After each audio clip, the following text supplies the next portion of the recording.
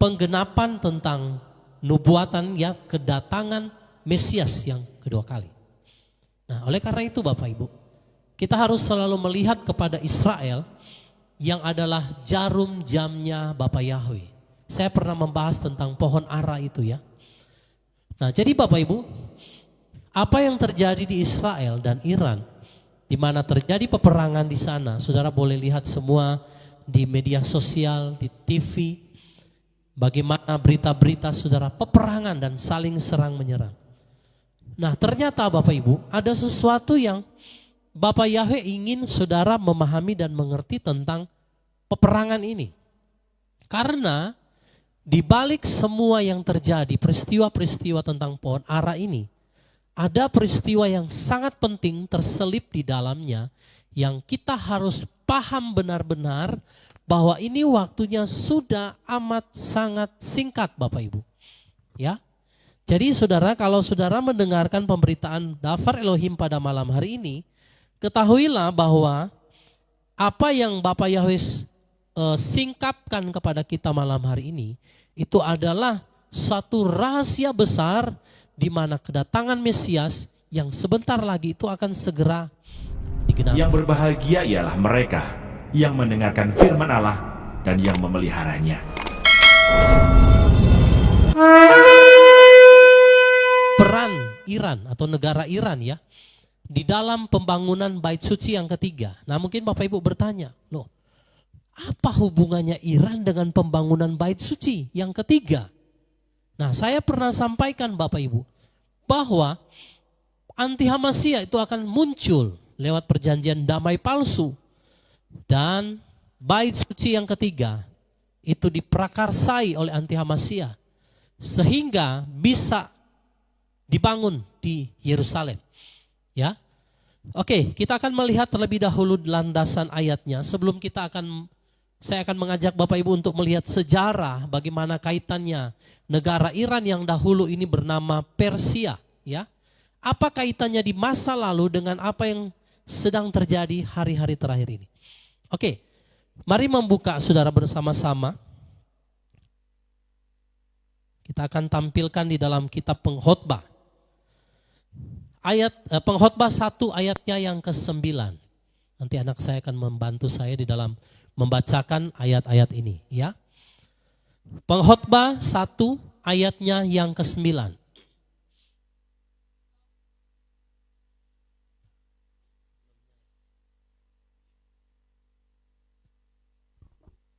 Pengkhotbah 1 ayat 9. Apa yang pernah ada, itulah yang akan ada. Dan apa yang pernah dibuat, itulah yang akan dibuat lagi. Dan tidak ada satupun yang baru di bawah matahari. Bapak Ibu, lihat ayat ini, ya.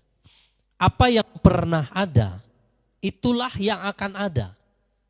Dan apa yang pernah dibuat, itulah yang akan apa? Dibuat kembali atau dibuat lagi.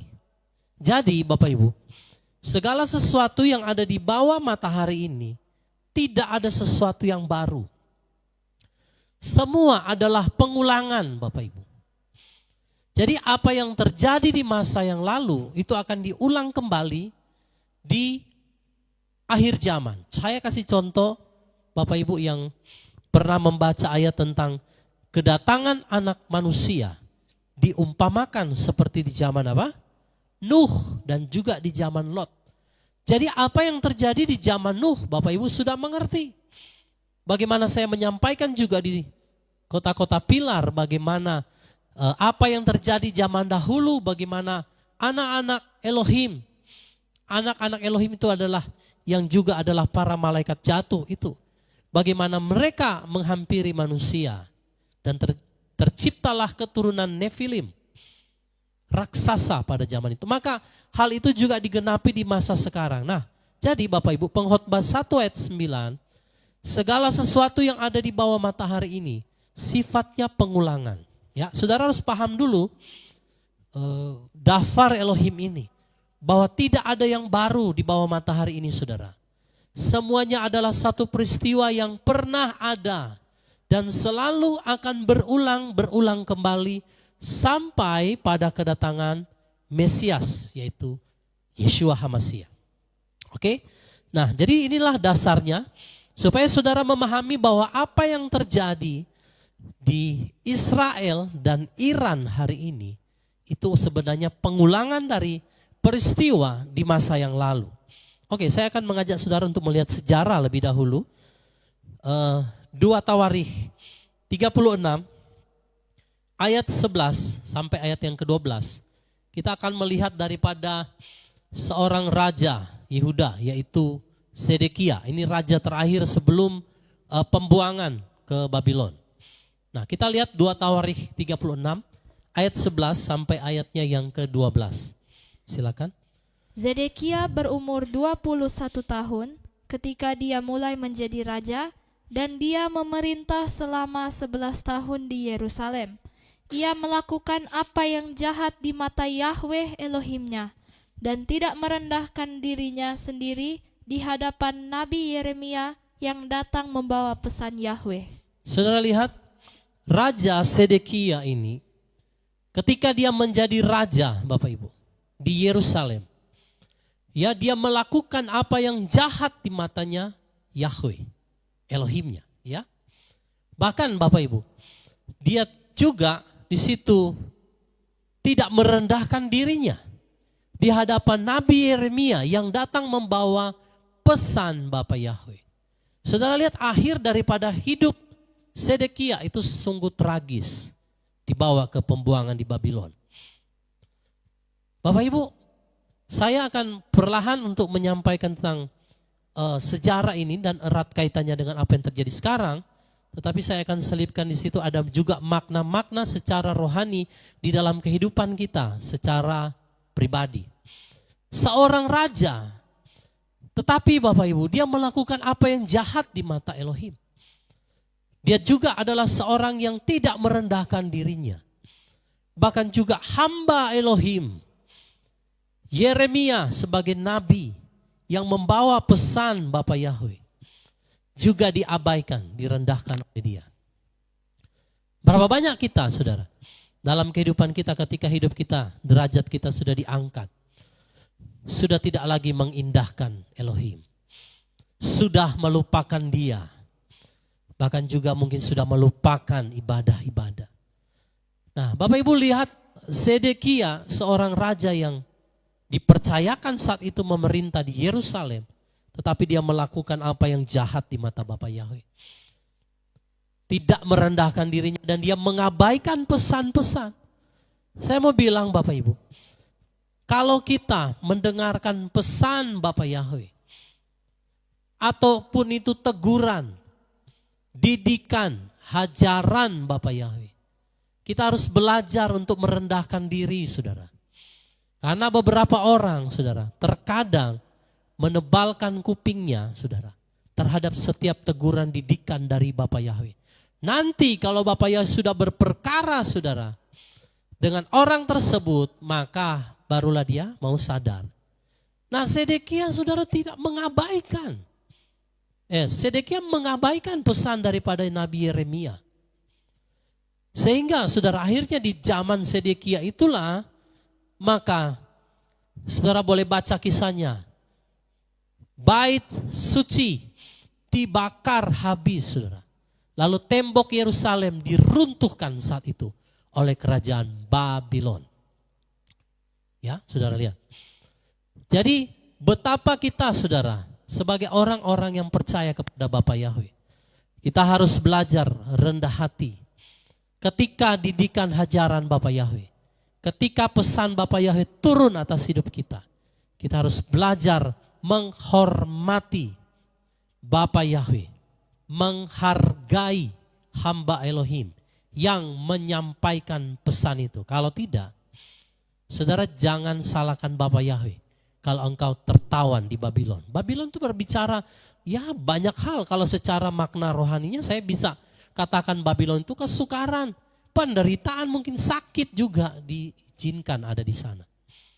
Kalau kita membangkang kepada perintah Bapa Yahweh, jangan saudara mempersalahkan Bapa Yahweh kalau hidupmu ya ada seperti di Babylon, tertawan, terikat, ya, perbudakan. Nah, saudara, jadi kita lihat dasar atau daripada Raja Sedekia ini, kisahnya bagaimana dia memberontak, dia melakukan yang jahat di mata Bapa Yahweh, dan akhirnya Bapa Yahweh mengizinkan dia dibuang ya ke Babylon. Nah, saudara lihat 2 Tawarikh 36 ayat 14.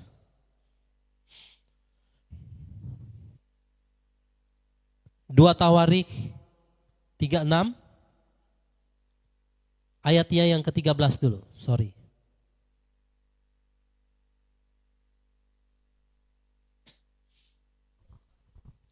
Dua Tawarikh 36 ayat 13. Dan dia juga memberontak terhadap Raja Nebukadnezar yang telah membuatnya bersumpah demi Elohim. Dan dia menegarkan tengkuknya dan mengeraskan hatinya untuk berbalik kepada Yahweh Elohim Israel. Sudah lihat, sudah ditegur,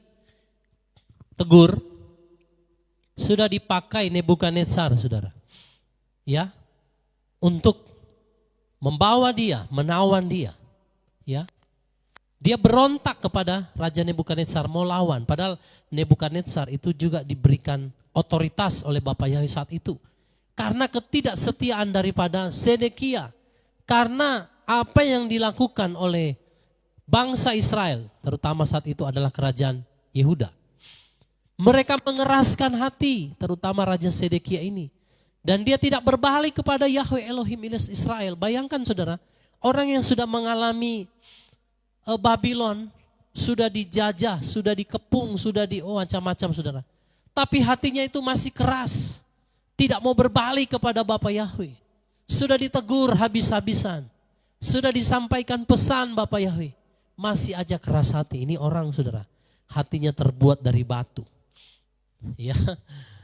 Nah, saudara lihat apa akibat daripada Sedekia, kita boleh lihat di ayat yang ke-14. 2 Tawarikh 36 ayatnya yang ke-14. 2 Tawarikh 36 ayat 14. Juga semua pemimpin para imam dan rakyat itu terus-menerus melakukan ketidaksetiaan dengan mengikuti segala berhala kekejian bangsa-bangsa itu. Dan mereka menajiskan bait Yahweh yang telah Dia kuduskan di Yerusalem. Nah, Bapak Ibu lihat.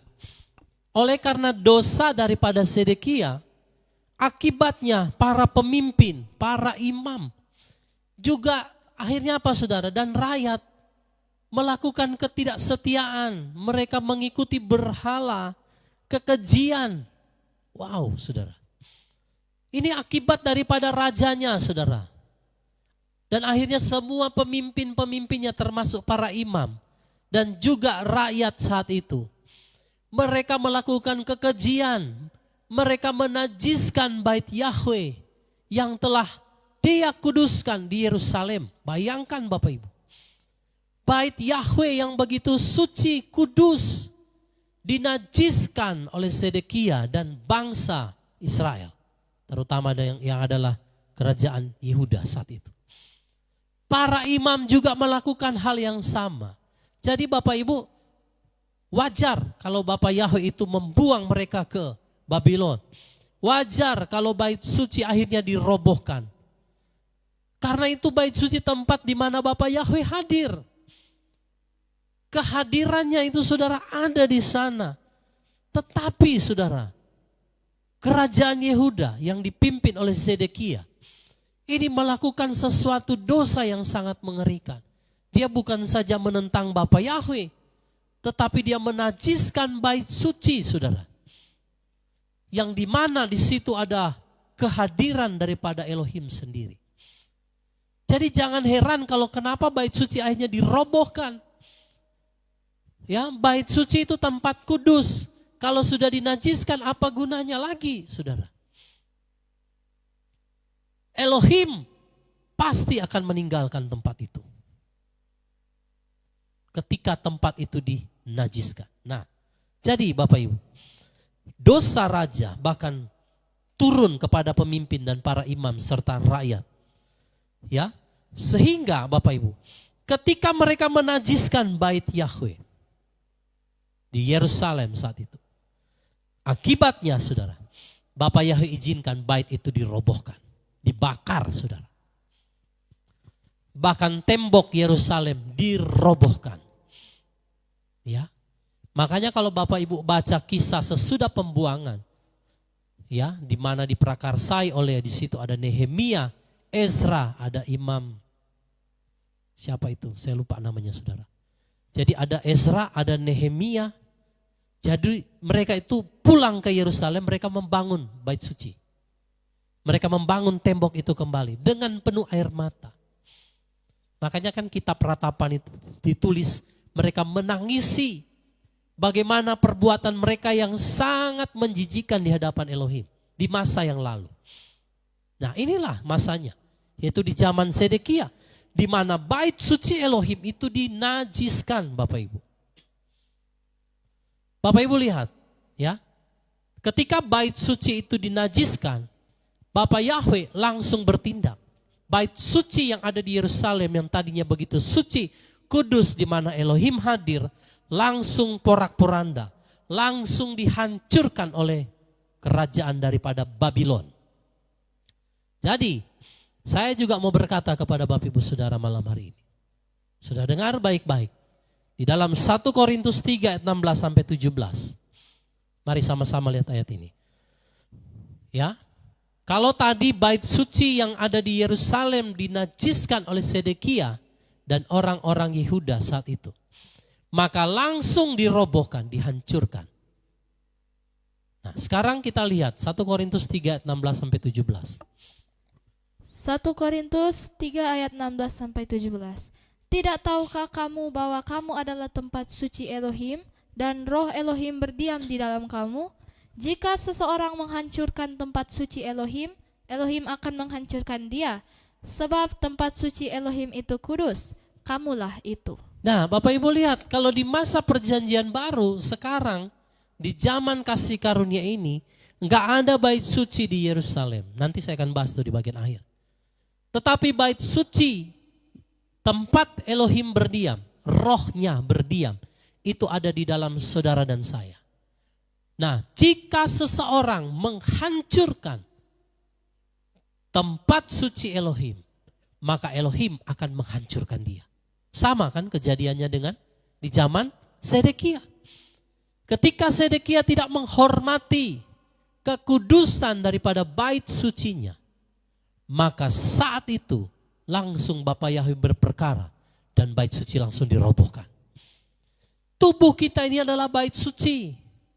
Tempat ruah Yahweh Elohim berdiam. Kalau seseorang menghancurkannya, seseorang menajiskannya, ya, lewat perbuatan, sikap, tindak tanduk kita yang tidak memuliakan Bapa Yahweh, yang memberontak kepada Bapa Yahweh, maka jangan heran kalau bait suci itu juga akan dihancurkan oleh Bapa Yahweh. Firman ini keras saudara. Bukan hanya berbicara bait suci secara fisik yang dirubuhkan oleh Bapa Yahweh karena ketidaktaatan daripada orang-orang Israel saat itu. Tetapi kita juga yang hidup di zaman sekarang. Kalau saudara tidak menghormati akan kekudusan bait suci Elohim ada di dalam hidup kita, yaitu tubuh kita, maka engkau juga jangan sampai menyesal kalau bait suci juga itu akan dihancurkan. Ya. Banyak orang menyanyiakan kasih karunia Bapa Yahweh. Mereka hidup seenaknya. Mereka hidup pokoknya seenaknya. Jadi jangan salahkan Bapa Yahweh kalau hidup mereka pada akhirnya tragis, berakhir dengan tragis.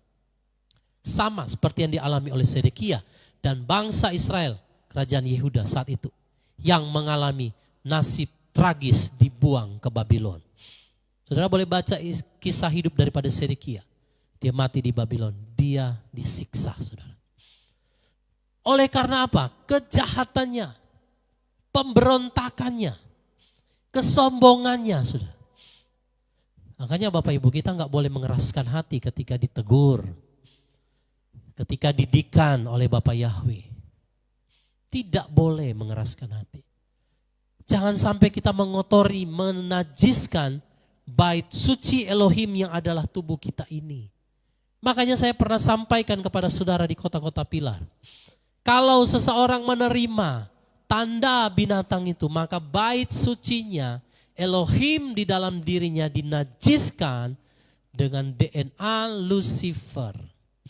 Saudara pasti dihancurkan oleh Bapa Yahweh. Ini bukan perkara main-main, saudara. Makanya kita harus menjaga, menghormati bait kudusnya Elohim. Kadang orang bisa aja kelihatan rohani, ya. Belum tentu kan di rumahnya seperti apa. Ya. Bisa aja menasihati orang lain, tapi belum tentu dirinya seperti itu. Nah itu Bapak Ibu. Jadi kita harus benar-benar sadar sesadar-sadarnya. Tubuh kita ini bait sucinya. Jangan sampai saudara rusakkan. Mungkin ada yang berkata, Pak, saya tidak bisa berhenti merokok. Karena nggak ada ayatnya, Pak. Merokok itu dosa. Iya, memang tidak ada. Tapi ketika engkau menghancurkan bait suci Elohim, yaitu tubuhmu, engkau pasti dihancurkan oleh Bapa Yahweh. Ini bukan perkara yang main-main, saudara. Tubuh kita bukan untuk dimasuki asap. Tubuh kita bukan untuk dimasuki cairan yang gak jelas itu. Tubuh kita bukan untuk dimasukin obat-obat kimia yang tidak Bapa Yahweh inginkan, yaitu sihir farmakia itu. Tubuh kita tidak diciptakan untuk itu. Tetapi tubuh kita sudah diperlengkapi dengan sistem kekebalan alami. Karena Bapa Yahweh mau bait sucinya tidak tercemar. Gak boleh yang ada asap-asap. Gak boleh ada cairan-cairan yang gak jelas masuk ke dalam darah. Gak boleh saudara ada obat-obat kimiawi itu masuk dalam tubuhmu. Jelas saudara. Ya. Makanya kalau barang siapa menghancurkan bait suci, dia juga akan dihancurkan. Ya, ini yang dialami oleh Sedekia. Nah, saudara, oke, kita akan lanjut. Ayatnya yang ke-15 sampai ayat yang ke-16. 2 Tawarikh 36 ayat 15 sampai 16. Nanti kalau Bapak Ibu ada pertanyaan di sela-sela saya menyampaikan, boleh tulis di kolom komentar. Sambil nanti saya akan menjawab ya Bapak Ibu. 2 Tawarikh 36 ayat 15 dan ayat 16. Dan Yahweh Elohim leluhur mereka mengirim kepada mereka melalui tangan para utusannya, bangun pagi-pagi dan mengutus karena dia berbelas kasihan kepada umatnya dan tempat kediamannya. Namun mereka mengolok-olok utusan Elohim itu dan menghina segala firman-Nya dan mengejek para nabinya, maka murka Yahweh bangkit terhadap umatnya sehingga tidak ada lagi pemulihan di sana. Bapak Ibu garis bawahi di situ kalimat terakhir. Sehingga tidak ada lagi pemulihan di sana. Bayangkan Raja Sedekia dan para imam, para pemimpin sudah begitu jahat menentang Bapa Yahweh. Tetapi Bapa Yahweh itu mengasihi, berbelas kasihan kepada umatnya dan juga kepada tempat kediamannya itu bait sucinya yang ada di Yerusalem saat itu. Bayangkan mereka sudah melakukan dosa, tetapi Bapa Yahweh itu masih berbelas kasihan kepada mereka. Tetapi dia utus nabi-nabinya, Yeremia salah satunya. Tapi diolok-olok, firman-Nya dihina, saudara. Mereka mengejek nabinya. Saudara jangan menganggap remeh setiap daftar Elohim yang diberitakan kepadamu. Siapapun yang menyampaikannya. Yang penting dia sesuai dengan firman. Bukan yang mengada-ngada. Saudara jangan menganggap remeh. Dalam Amsal 13 dikatakan barang siapa meremehkan firman dia akan mati, saudara. Jangan main-main. Kita ini hidup di dunia ini oleh kasih karunia Bapa Yahweh. Dan dia memilih tubuh kita untuk tempat dia berdiam. Jadi jangan saudara menyanyiakan kasih karunia-Nya. Jangan saudara menyanyiakan anugerah yang Bapa Yahweh berikan melalui kematian Yeshua di kayu salib. Jangan disia-siakan Bapak Ibu. Ya. Jadi di masa sekarang ini Bapa Yahweh juga mengutus utusannya, para nabi, hamba-hambanya untuk menyampaikan pesan-pesan tentang akhir zaman. Tapi banyak orang mengabaikan. Banyak orang mengolok-olok.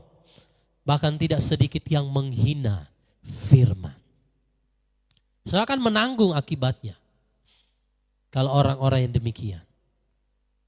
Nah Bapak Ibu, karena begitu besar kasih Bapa Yahweh, bayangkan. Dia berusaha mengirim utusannya kepada Sedekia terhadap bangsa Israel, ya, kerajaan Yehuda, dan juga tempat kediamannya yang ada di Yerusalem. Tetapi mereka mengolok-olok, mereka menghina. Akibatnya apa? Tidak ada lagi pemulihan di sana, saudara. Ya, kalau kita, saudara, tidak belajar untuk menghormati firman Elohim, hamba Elohim yang memberitahukannya kepadamu, jangan heran dan jangan menyesal kalau sampai pada satu titik engkau tidak bisa dipulihkan kembali. Karena kekerasan hati yang gak mau bertobat. Sampai pada satu titik Bapa Yahweh memberikan kesempatan kepada Sedekia, memberikan kesempatan kepada orang-orang Yehuda saat itu. Tetapi mereka gak mau bertobat, saudara. Akhirnya tidak terjadi pemulihan. Ya, kita ini kan juga tubuh kita ini kan bait sucinya Elohim. Bapa Yahweh berbelas kasihan kepada saudara dan saya.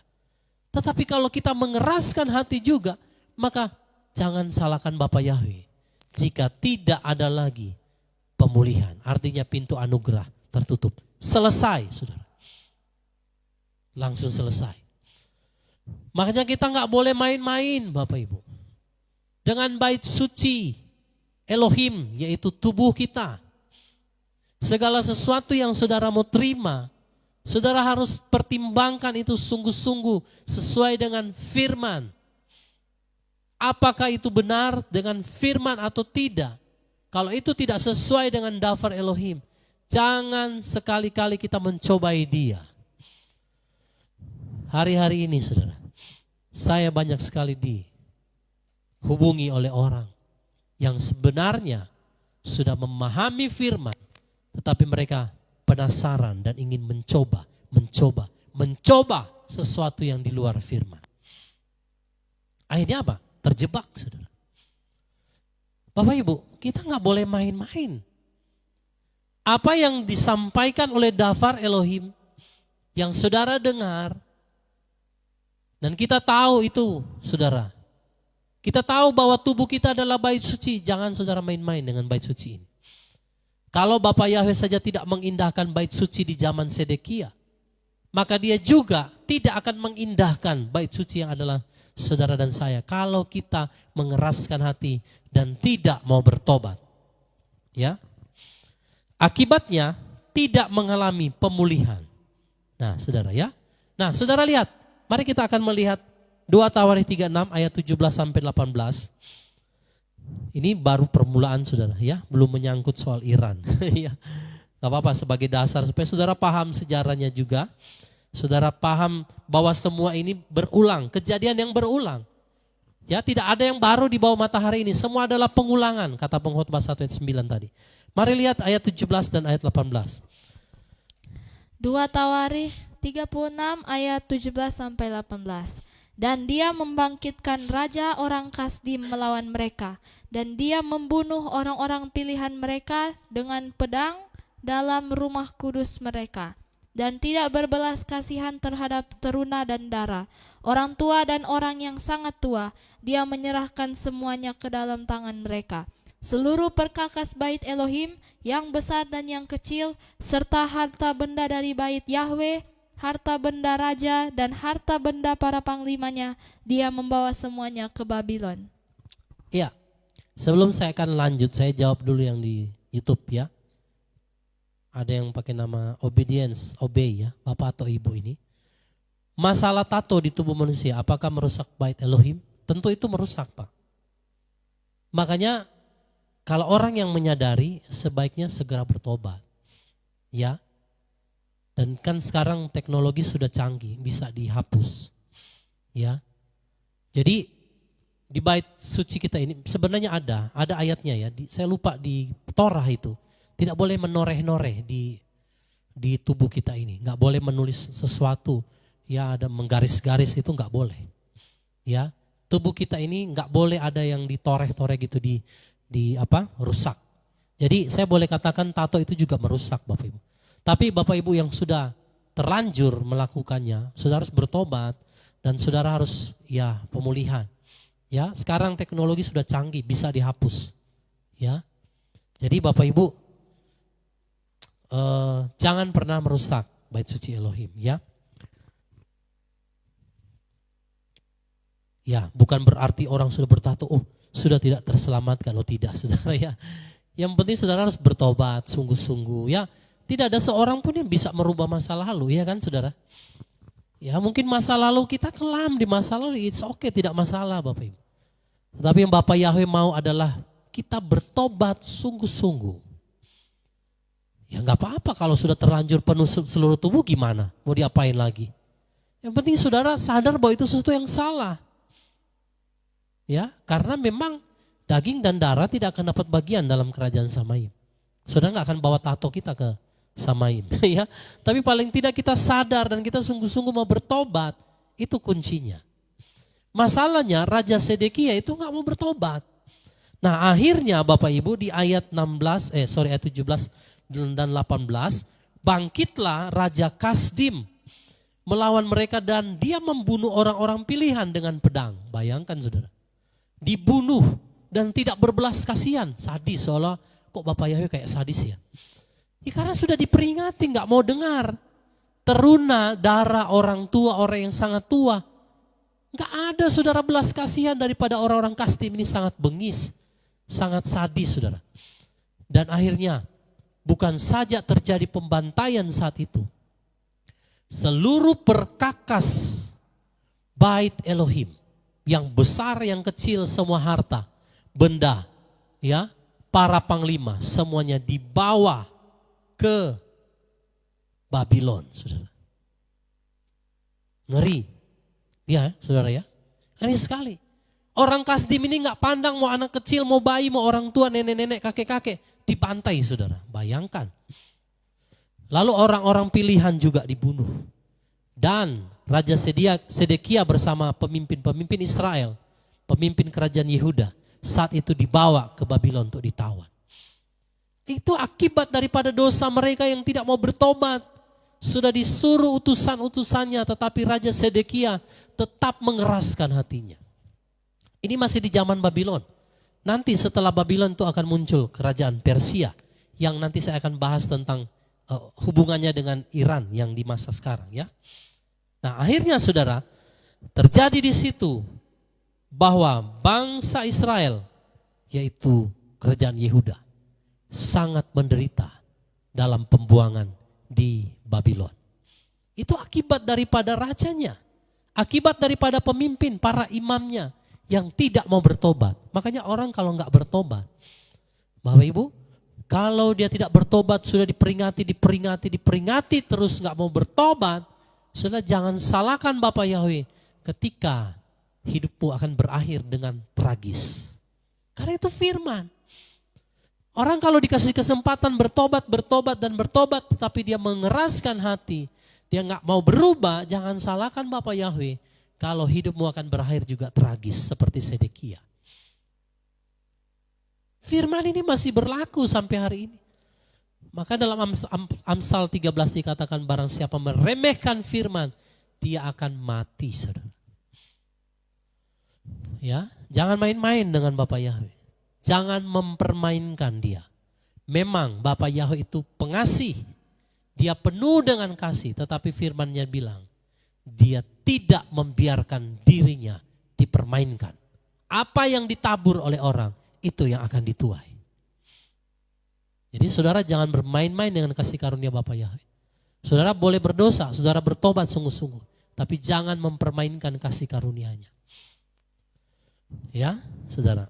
Lalu kita lihat apa yang terjadi kepada bait suci di Yerusalem dan tembok daripada Yerusalem ini. Mari lihat ayat 19 sampai ayat yang ke-20. Ini peristiwa yang tragis saudara terjadi di Yerusalem, di mana bait suci Elohim akhirnya dibakar habis saudara. Mari lihat 2 Tawarik 36 ayat 19 sampai 20. Dan mereka membakar bait Elohim dan merobohkan tembok Yerusalem dan membakar segala puri dengan api dan menghancurkan segala perabotannya yang indah-indah. Dan dia membawa ke pembuangan semua orang yang tersisa dari pedang ke Babylon. Dan mereka menjadi budak baginya serta bagi anak-anaknya sampai pemerintahan kerajaan Persia. Ya oke. Sebelum saya lanjut, saya jawab lagi sampai saya menjawab ya. Pertanyaan Pak Obedience atau Ibu ini ya, saya nggak tahu.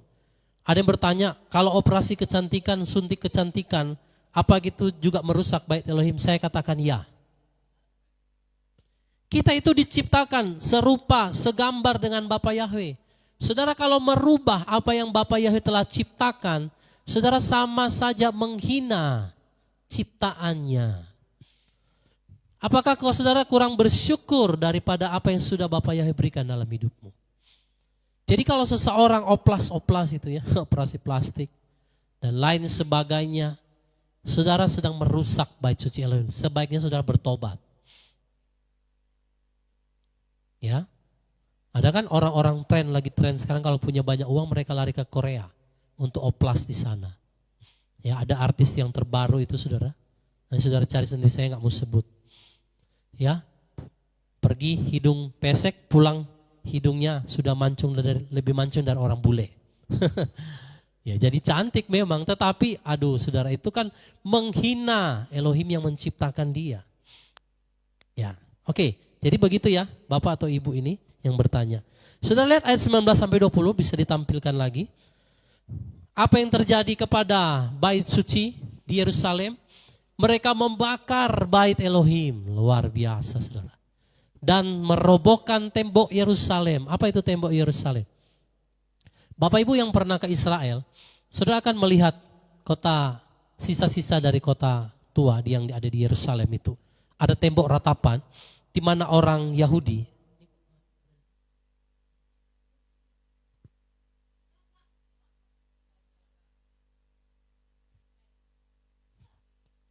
sebentar. Ini apakah terputus Bapak Ibu? Sebentar, di monitor saya putus. Oke, tidak ya, kita lanjut ya. Bapak Ibu yang pernah ke Israel, di Yerusalem, itu ada tembok ratapan namanya.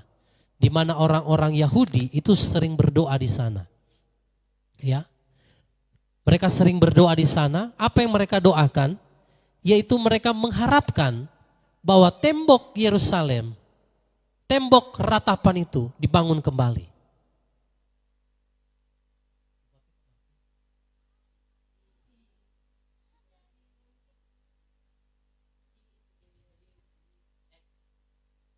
Ya. Jadi Bapak Ibu, orang Yahudi, para rabi, itu mereka berdoa di tembok ratapan. Apa yang mereka doakan? Apa yang mereka tangisi di namanya saja tembok ratapan. Mereka meratap, mereka berdoa supaya bait suci dibangun dan tembok itu dibangun kembali seperti di zaman Nehemia, di zaman Ezra. Nah, setelah pembuangan di Babylon ini Bapak Ibu, maka mereka kembali, bangsa Israel kembali ke Yerusalem. Dan mereka membangun kembali bait suci yang diprakarsai oleh Nehemia dan juga Ezra.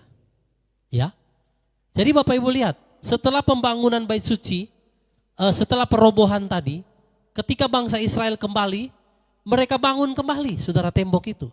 Mereka bangun kembali lagi saudara, bait suci ya di Yerusalem. Tapi di zaman Nero, waktu Romawi memerintah, maka terjadi kembali saudara apa? Pengrusakan terhadap bait suci. Ya, jadi ini lihat pengulangan Bapak Ibu ya. Dari zaman Sedekia mereka berontak, dibuang ke Babylon, lalu akhirnya tembok dan bait suci itu dirobohkan, dibakar. Lalu ketika bangsa Israel kembali dari pembuangan, mereka membangun kembali saudara bait suci Elohim dan juga temboknya. Ya kan? Tetapi di zaman Romawi itu kembali di apa? Dihancurkan. oleh kerajaan kekaisaran Romawi saat itu. Ya. Jadi ini peristiwa yang berulang. Ya. Nah, tetapi yang saya mau bahas kepada saudara adalah bagaimana setelah pembuangan itu, siapa yang berperan untuk kembalinya bangsa Israel dari pembuangan di Babylon sehingga mereka akhirnya membangun kembali bait suci. Nah, mari saudara kita akan lihat. Kapan hal itu terlaksana? 2 Tawarikh 36 ayat 21. Bapak Ibu yang ada di YouTube, apakah bisa lihat dengan lancar atau?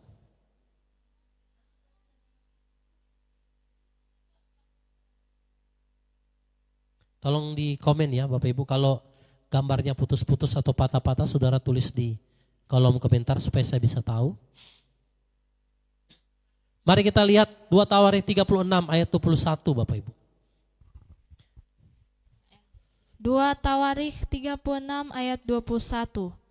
Sebagai penggenapan firman Yahweh melalui mulut Yeremia, sampai tanah itu telah mengenyam sabat-sabatnya, karena sepanjang masa keterpencilannya dia telah memelihara sabat hingga genap 70 tahun.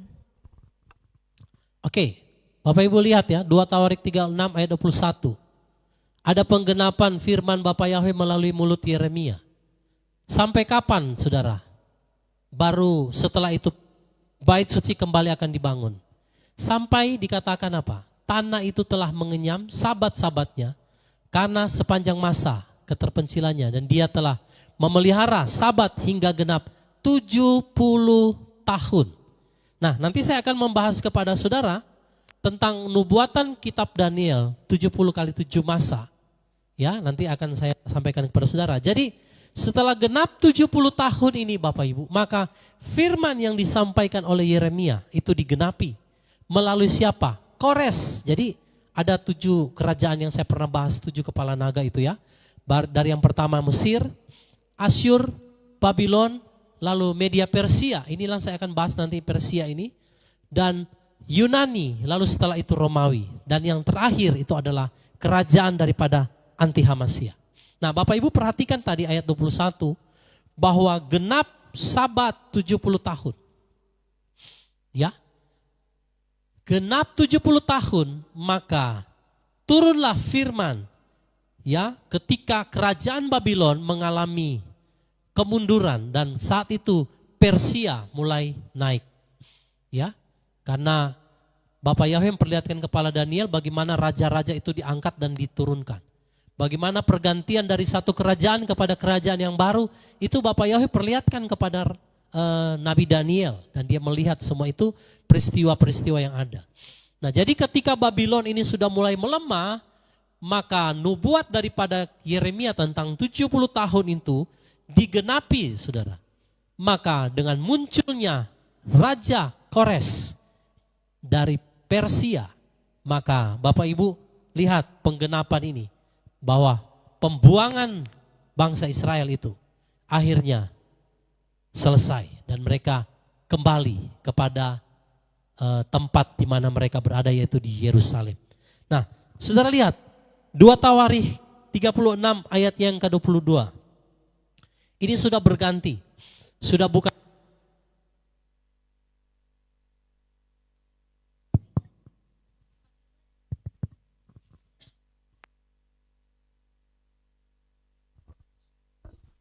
cek tes ya. Jadi bukan lagi saudara kerajaan Babylon, sekarang muncul kerajaan yang baru yaitu kerajaan Persia. Nah ya, nah Bapak Ibu lihat, jadi di ayat 22 ini saudara itu adalah kerajaan Persia. Oke, kita akan membaca terlebih dahulu.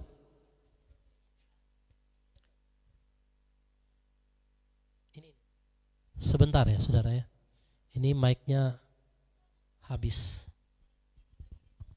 baterainya lagi habis. Sebentar saudara ya. Oke, kita akan melihat dulu 2 Tawarikh 36 ayat 22. Saya bacakan dulu kepada saudara. Dan pada tahun pertama zaman Kores, raja negeri Persia. Nah ini sudah Persia. Tahun pertama ketika Kores itu muncul, menggantikan kerajaan daripada Babylon yang saat itu sudah mulai melemah. Maka saudara, raja negeri Persia untuk menggenapkan firman Yahweh melalui mulut Yeremia, Yahweh menggerakkan roh Kores. Siapa? Raja Persia. Nah itu, raja Persia itu. Dan menyebarluaskan berita ke seluruh kerajaannya dan juga tulisan yang berbunyi. Nah, Bapak Ibu, sebelum saya lanjut di ayat 23, Bapak Ibu lihat dulu di situ. Raja Kores. Raja Kores itu adalah raja negeri Persia. Jadi pada waktu tahun pertama dia memerintah, dia langsung menggenapi firman yang disampaikan oleh Yeremia mengenai 70 tahun itu. Nah, sejak itu maka Bapak Ibu lihat raja Persia ini, ya, dia menggenapkan semuanya, dan Bapak Ibu pasti semua tahu siapa Kores ini. Nanti lihat di ayat 23 ya. Nanti kita lihat di ayat 23. Apa itu perkataan Bapa Yahweh melalui Yeremia? Mari lihat ayat 23.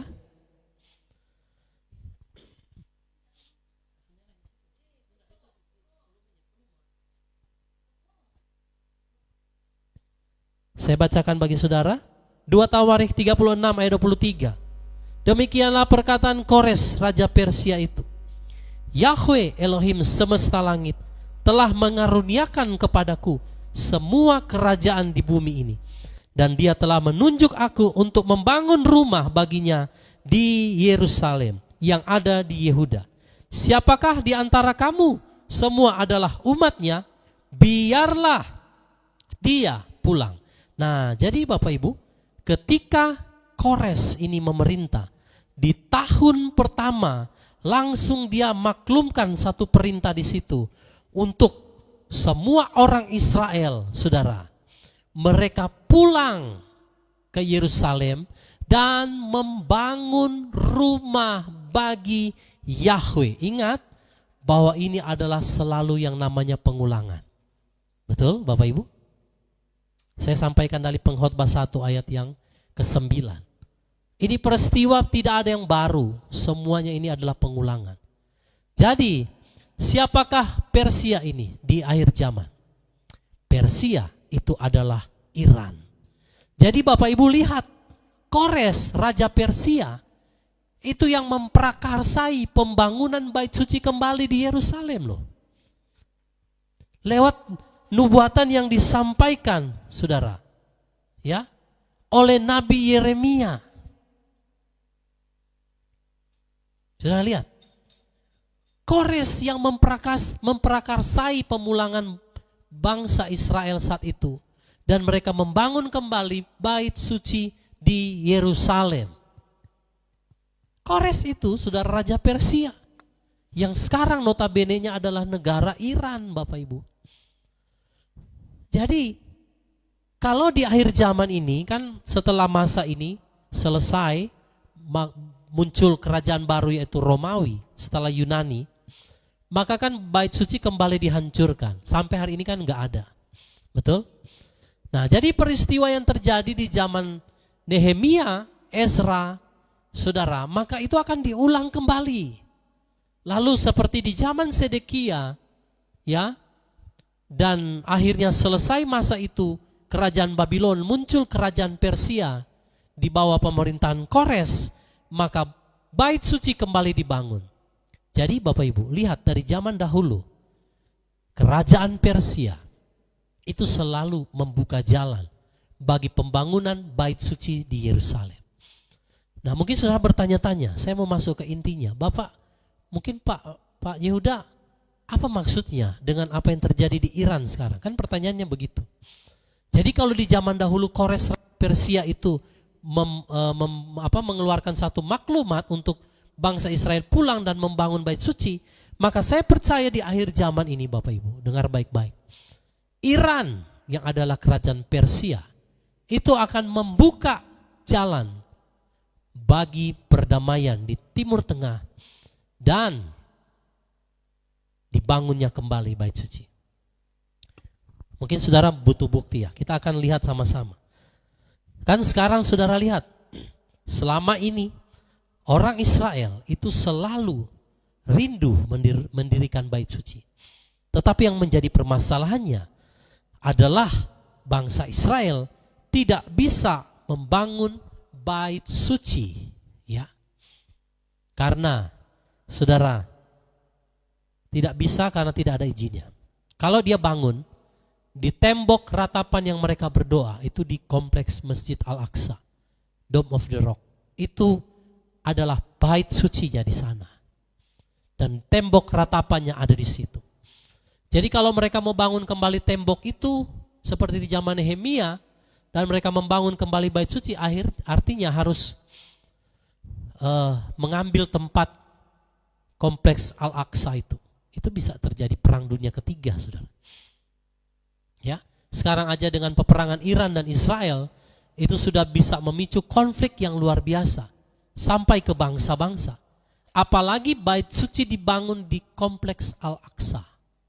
Wah, tembok ratapannya dibangun kembali. Nah, jadi saudara akan melihat bagaimana peran daripada Persia di sini, yaitu Iran.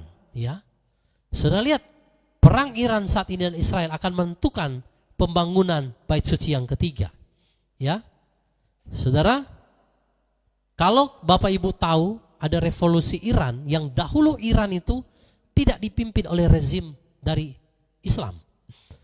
Ya, tetapi memang sistemnya itu kerajaan.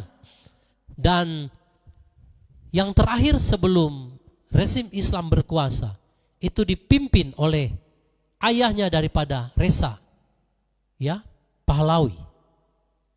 Dia adalah Syah Muhammad Reza Pahlawi dan ibunya Sahbanu Farah Pahlawi. Jadi ini Syah Muhammad Reza Pahlawi itu terakhir, saudara. Ya, sebelum rezim Islam berkuasa di Iran. Nanti saudara cari tahun berapa itu. Saya nggak mau bahas itu, nanti saudara cari sendiri, itu di sejarah. Jadi anaknya yang bernama Reza Pahlawi ini ditangkap oleh pemimpin daripada rezim Islam yang sekarang berkuasa di Iran, yaitu Ayatollah Ali Khamenei. Ini saudara yang diperangi oleh Benyamin Netanyahu sekarang. Ya, saudara nanti akan lihat apa hubungannya, ya, yang terjadi sekarang ini. Nah, Bapak Ibu, sebenarnya Reza Pahlawi itu yang keturunan daripada raja yang sebelumnya itu punya garis keturunan, ternyata waktu saya lihat itu kepada raja-raja Persia di zaman dahulu. Nah, jadi sekarang saudara mulai connect ya. Jadi Reza Pahlawi ini punya keturunan daripada raja Persia di masa lalu. Nah, ketika rezim Islam berkuasa di Iran, maka Bapak Ibu, dia ditangkap, dimasukkan ke dalam penjara. Dan Bapak Ibu lihat, Israel waktu menyerang Iran, yang dia hajar itu penjara, tempat di mana Reza Pahlawi itu ditawan. Nah, jadi ketika terjadi peperangan, ketika Israel menyerang Iran, pemimpin daripada Iran yang saat ini, coba ditampilkan lagi. Ya, ini orangnya ya. Yang bernama Ayatollah Ali Khamenei. Ini saudara lari mengungsi. Dan saudara lihat, Reza Pahlawi, ada videonya, nanti Bapak Ibu lihat di YouTube atau di sosial media. Reza Pahlawi muncul di umum. Saya percaya dia bebas. Dan dia menyatakan, menyarankan si Khamenei ini untuk menyerahkan diri karena rezimnya sudah kalah. Karena Bapak Ibu lihat serangan Israel kepada Iran itu menewaskan ahli-ahli nuklir dan juga pemimpin tertinggi daripada tentara revolusi Iran. Pejabat-pejabat dalam militer mereka itu mati, saudara, dalam serangan Israel. Nah, saya melihat bahwa kekuasaan daripada rezim Islam ini akan segera berakhir. Dan kalau itu terjadi Bapak Ibu, maka Iran akan kembali dalam pimpinan yang tadi ya, Reza Pahlawi. Berarti kejayaan daripada kerajaan Persia itu akan kembali. Bapak Ibu bisa tangkap sampai di sini? Ya. Nah, kalau kerajaan Persia ini kembali kepada kejayaannya, Iran akan merdeka daripada rezim Islam yang saat ini. Maka Bapak Ibu, kalau rezim yang sekarang itu sangat menentang Israel. Saudara lihat dia rudal Israel kan? Selalu menentang pembangunan bait suci, betul? Dia selalu menentang. Tetapi dengan dia lengser nanti, saya nggak tahu ini kapan.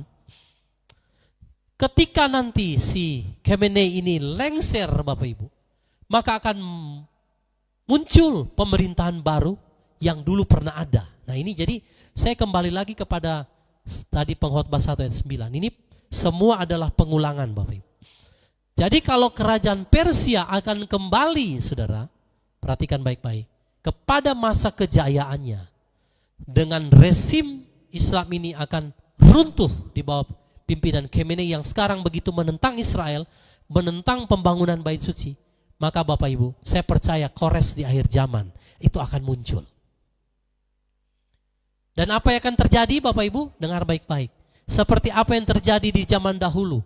Raja Kores memberi perintah orang Israel pulang kembali dari pembuangan dan boleh mendirikan bait suci.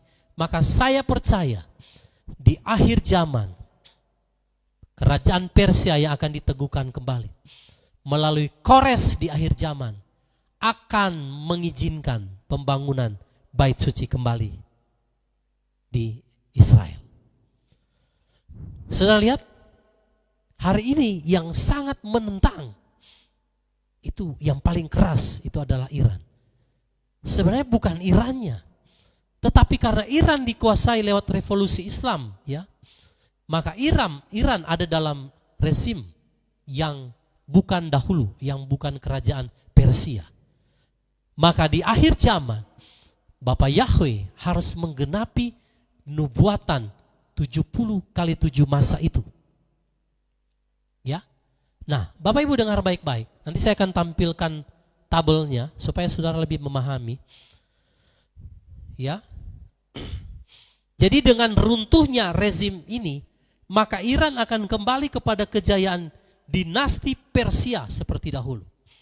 Maka sangat memungkinkan sekali Bapak Ibu bahwa pemerintahan Iran yang baru nanti akan memfasilitasi pembangunan bait suci yang ketiga di Yerusalem seperti di zaman dahulu. Ingat, saya bukan menubuatkan kepada saudara. Kalau saya menubuatkan atau sesuatu yang tidak di luar daripada firman, saudara mungkin berpikir, wah ini Pak Yehuda sesat nih. Tapi saya menyampaikan bahwa apa yang akan terjadi di depan itu juga sudah pernah terjadi di zaman dahulu.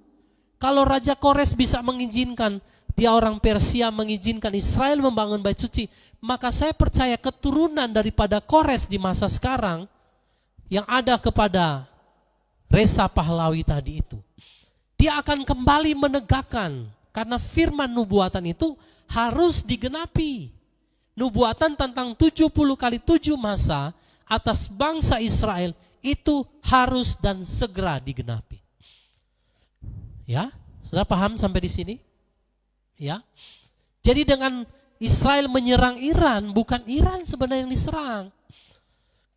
Israel sedang meruntuhkan the last giant di akhir zaman ini. Rezim yang berkuasa.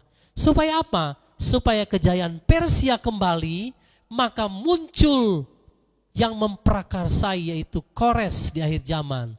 Tetapi tentunya kita semua tahu dengan diizinkannya atau melunaknya negara Iran dalam pembangunan bait suci di Yerusalem, maka didampingi oleh si pembuat perjanjian damai palsu ini. Saudara lihat, dalam hal ini Amerika selalu dempet Iran dan Israel. Ada lobi-lobi di sana. Mengapa Bapak Ibu? Saya percaya Amerika, Donald Trump pun tidak membenci Iran. Bukan yang dibenci itu bukan Iran. Tapi rezimnya yang berkuasa, mereka bikin nuklir sebagai ancaman bagi negara-negara termasuk Israel dan negara-negara Eropa dan sekutu-sekutunya Amerika yaitu NATO. Jadi bukan karena mereka membenci Irannya, no. Ya. Jadi Bapak Ibu lihat peperangan yang terjadi sekarang, Amerika ikut membantu. Saya percaya itu seizin Bapak Yahweh, supaya the last giant ini diruntuhkan dan muncul Kores di akhir zaman untuk membuka perdamaian itu. Bukan Koresnya mungkin yang sebagai anti Masiah, tetapi dia membuka ya peluang untuk supaya Israel membangun bait suci kembali di Yerusalem. Nah, kalau hal itu terjadi, artinya Bapak Ibu, kita sudah sangat dekat dengan kemunculan daripada anti Hamasiyah. Sudah lihat?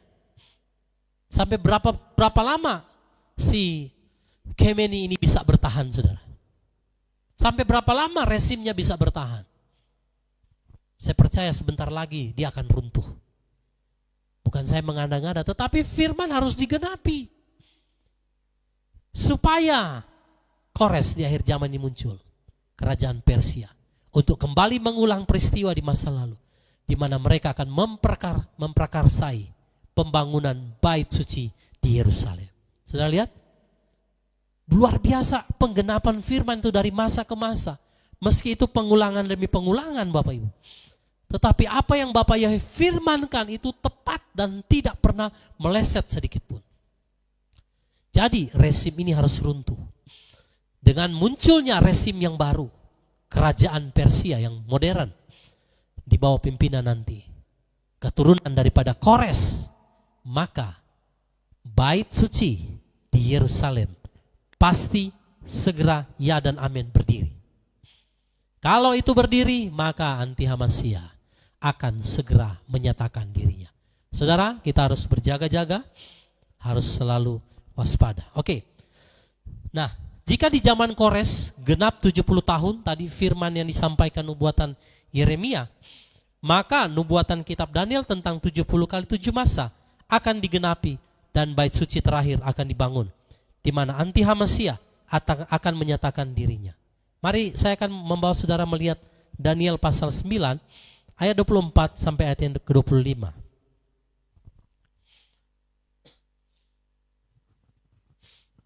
Daniel 9 ayat 24 sampai 25.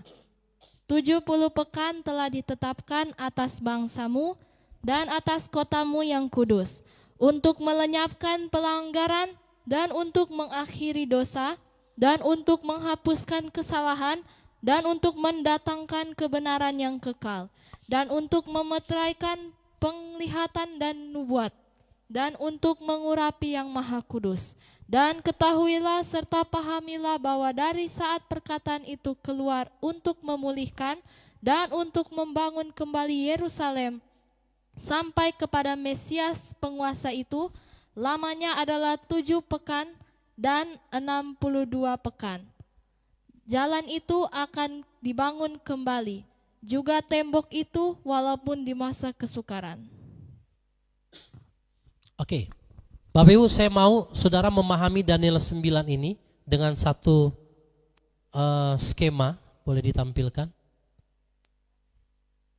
Ya. Saya mau jelaskan secara sederhana aja supaya saudara dapat memahami tentang nubuatan 70 kali 7 masa ini ya. 70 ya masa daripada Daniel. 1 Samuel pasal 10. Lalu Samuel mengambil buli-buli berisi minyak. Dituangnyalah ke atas kepala Saul.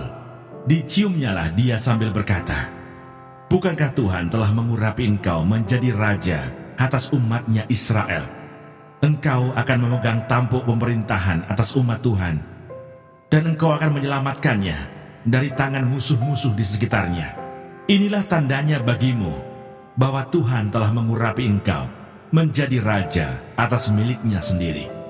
Apabila engkau pada hari ini pergi meninggalkan aku, maka engkau akan bertemu dengan 2 orang laki-laki di dekat kubur Rahel di daerah Benyamin di Selsah. Mereka akan berkata kepadamu, keledai-keledai yang engkau cari itu telah diketemukan, dan ayahmu tidak memikirkan keledai-keledai itu lagi, tetapi ia khawatir mengenai kamu. Katanya, apakah yang akan kuperbuat untuk anakku itu? Dari sana engkau akan berjalan terus lagi, dan sampai ke pohon Tarbantin Tabor. Maka di sana engkau akan ditemui oleh 3 orang laki-laki. yang naik menghadap Allah di Betel. Seorang membawa 3 ekor anak kambing, seorang membawa 3 ketul roti, dan yang lain lagi sebuyung anggur. Mereka akan memberi salam kepadamu dan memberikan kepadamu 2 ketul roti yang akan kau terima dari mereka. Sesudah itu engkau akan sampai ke Gibea Allah, tempat kedudukan pasukan orang Filistin. Dan apabila engkau masuk kota, engkau akan berjumpa di sana dengan serombongan nabi yang turun dari bukit pengorbanan dengan gambus, rebana, suling, dan kecapi di depan mereka. Mereka sendiri akan kepenuhan seperti nabi. Maka roh Tuhan akan berkuasa atasmu. Engkau akan kepenuhan bersama-sama dengan mereka dan berubah menjadi manusia lain. Apabila tanda-tanda ini terjadi kepadamu, lakukanlah apa saja yang didapat oleh tanganmu, sebab Allah menyertai engkau.